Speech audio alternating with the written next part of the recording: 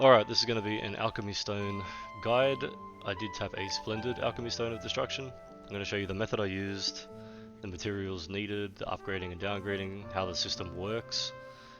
This is also able to be upgraded with the Blessed and Exalted stones like the Vels to get the 4 DP on there. Let's begin.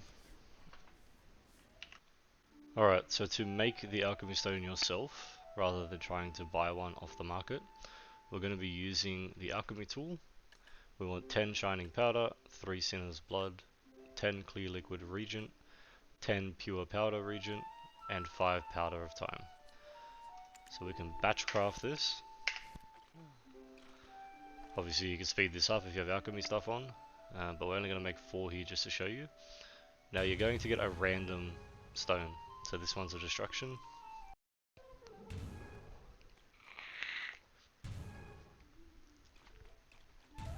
Okay, so we've got 1 of each.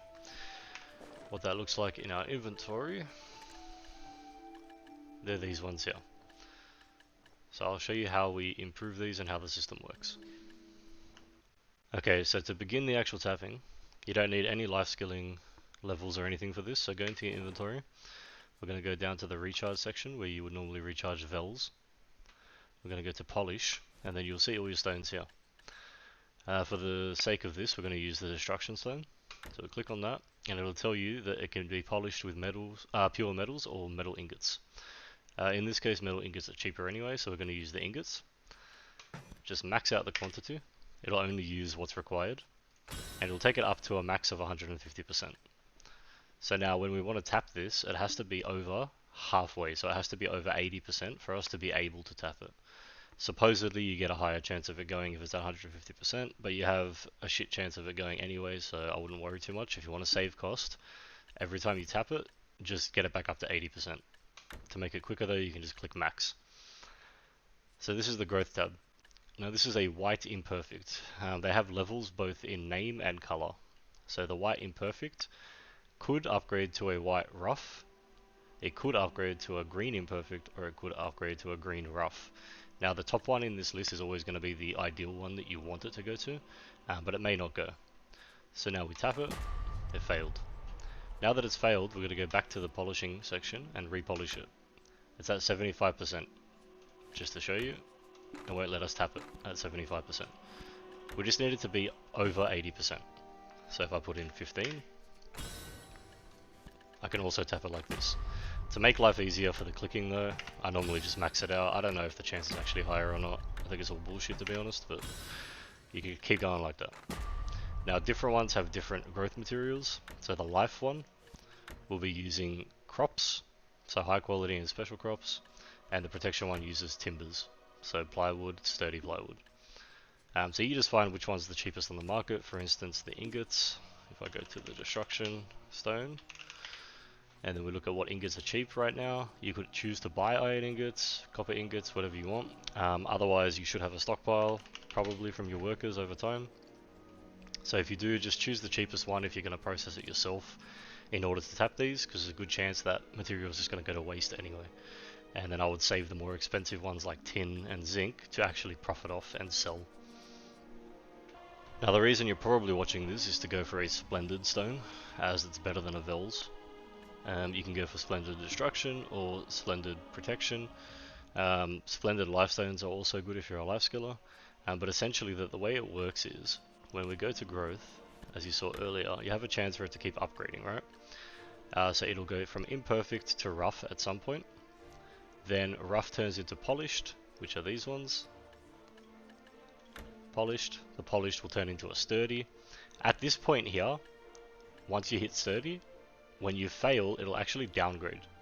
Now, what ends up happening is, if you have a white one, let's say, and that upgrades to green, and then you end up with a green one that might upgrade to blue, for instance, like this.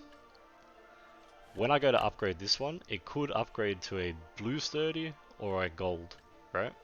If it does upgrade to a gold, even though these ones have a chance of downgrading afterwards, when the downgrade happens, if you do fail, it'll stay the same color. So if once this upgrades to a certain color, it'll stay that color, right? So ideally, we would want this to upgrade to a gold and then continue on from there.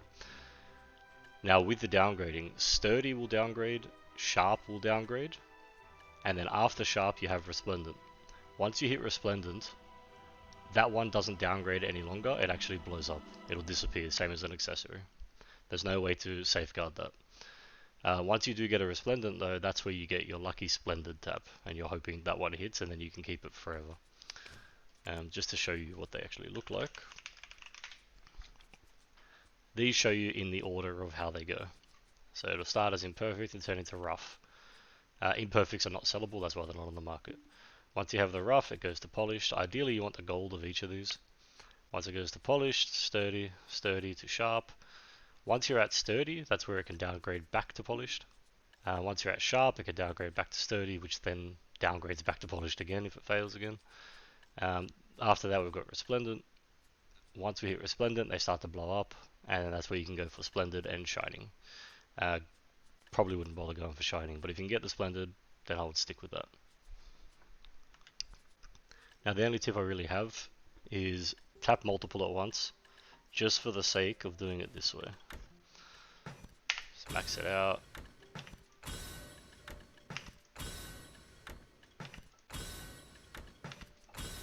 It just saves you clicks in the long run. And then we can go to Growth, and you just tap them all. And hopefully one goes, and if one doesn't go, you just redo it, and you keep going that way.